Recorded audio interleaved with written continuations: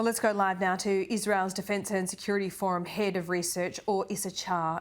Thanks so much for your time. Let's talk about these hostages. 199. It's taken Israel some 10 days to figure out how many hostages in total. Would you assume that all of them are alive, or is that the wrong assumption to make? Well, we can't be certain of anything at this point because Hamas has committed really a war crime by any international standard by taking these hostages into Gaza. You got to remember what happened Saturday morning, October the 7th.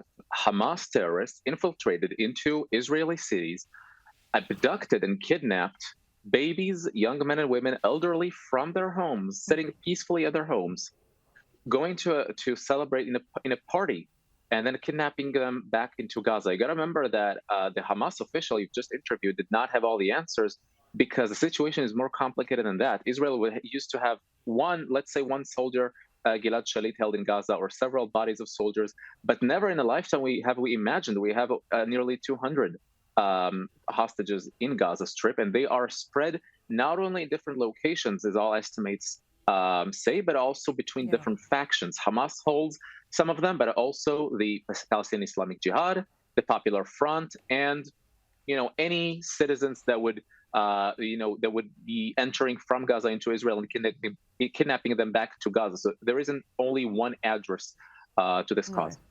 Or Israel is going to have to pay a very high price to get these hostages back. What do you think it would take?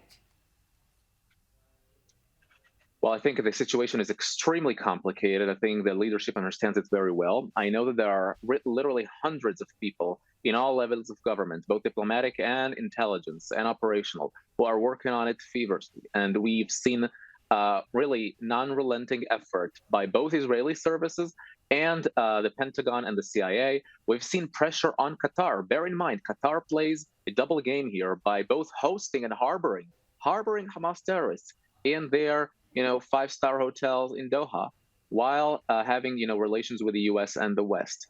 So putting pressure on Qatar to release those hostages is a key point here. Denouncing Hamas as a terrorist organization that carries out war crimes, but also taking into account the announcement of the Iranian foreign ministry today, saying that Hamas would be willing to release the hostages if Israel ceases its airstrikes. I had no idea that suddenly Iran is the negotiator here, which proves that actually Iran is behind a terrorist organization called Hamas.